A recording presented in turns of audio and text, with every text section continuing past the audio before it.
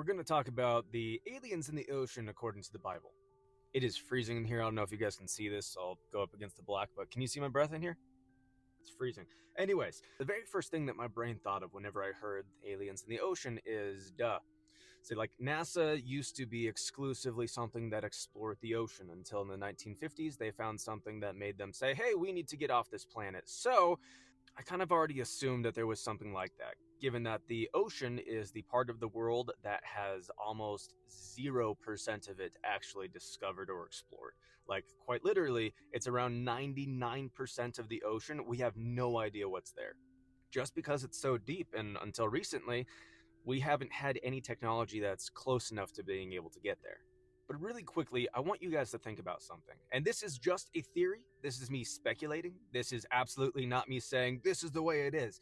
Absolutely not, because I don't know. But this is the first thing that my brain jumped to. See, what do we refer to the ocean as oftentimes? It's the ocean, right? But certain parts of it, we'll call it the sea or the abyss. The abyss. Just very, very deep, almost bottomless seeming hole, if you will, filled with water. Now, it's very interesting. We find in Revelation chapter 9, it talks about the angel of the abyss. Now, quick quiz for you. How many angels are given a name in the Bible? Go. Pause it, comment down below. How many angels? Like right now, comment your guess. How many total angels are named in the Bible? Go. The answer is 4. We have Satan, whose name is Hallel. We have Michael. We have Gabriel. And in Revelation chapter 9, we have Abaddon, which is the angel of death, the angel of the bottomless pit, the destroyer, the angel of the abyss. And now in Revelation chapter 9, it describes something very interesting. So let's read that together real quick. Gotta swap glasses. Then the 5th angel sounded. Then I saw a star from heaven which had fallen to the earth, and the key of the pit of the abyss was given to him.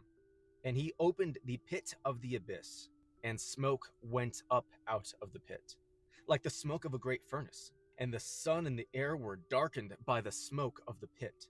Then out of the smoke came locusts upon the earth, and power was given to them, as the scorpions of the earth have power.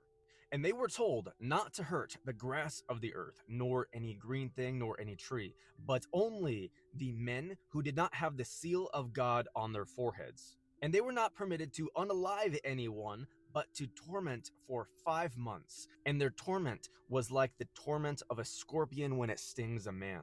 And in those days men will seek death and will never find it. They will long to die, and death flees from them. Now listen to this part, this is important. And the appearance of the locusts was like horses prepared for battle. And on their heads appeared to be crowns like gold, and their faces like the faces of men. And they had hair like the hair of a woman, and their teeth were like the teeth of a lion. And they had breastplates like breastplates of iron, and the sound of their wings was like the sound of chariots of many horses running into battle.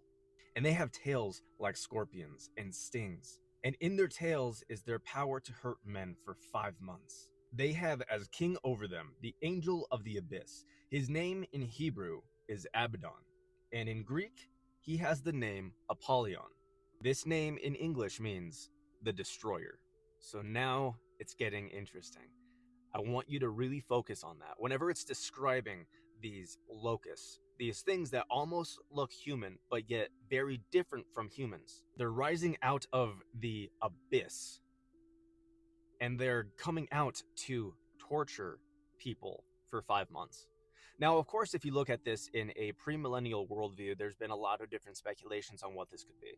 There's been people thinking that they're going to be helicopters, or they're going to be drones, or they're going to be something like that. These things that make this noise that sounds like horses running into battle. So like a helicopter, that's boom, boom, boom, boom, boom. It can sound similar to that. But if you look at it in a slightly different way, just given the previous things that we're seeing in the world, it's not a very far toss to maybe theorize that maybe these locusts coming out of the abyss are quite literally aliens coming out of the ocean. Now, again, this is all just purely speculation. This is just the very first thing that my brain jumped to. Once they said aliens are in the ocean, my brain went, oh gosh.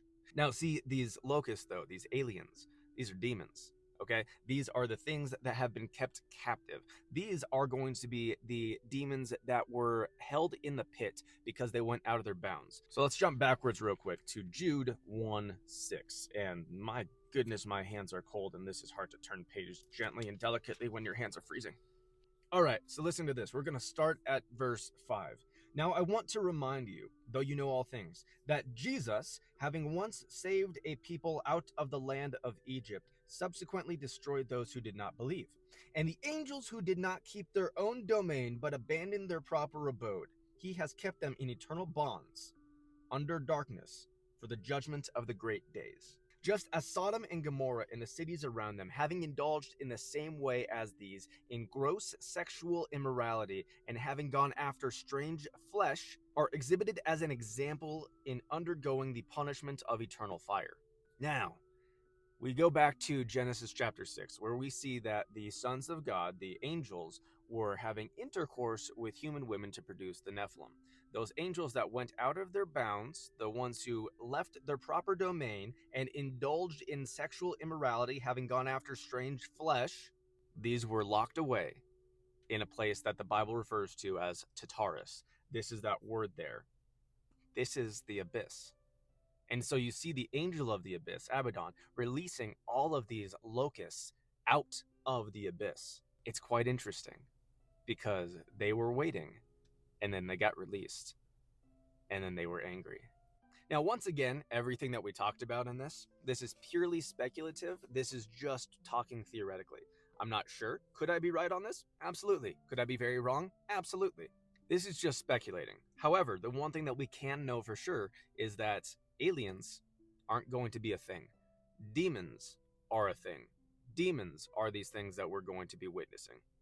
So if you see smoke coming out of the ocean at some point in the near future, remember this video. Remember exactly what that said about smoke coming out of the abyss, and then following that smoke comes all of the locusts, all of the aliens in the ocean, the locusts in the abyss. I hope this made sense. Let me know what's next. Go check out my Patreon, support me over there, buy my books, link trees in bio. Let me know what's next. Follow me on X. God bless.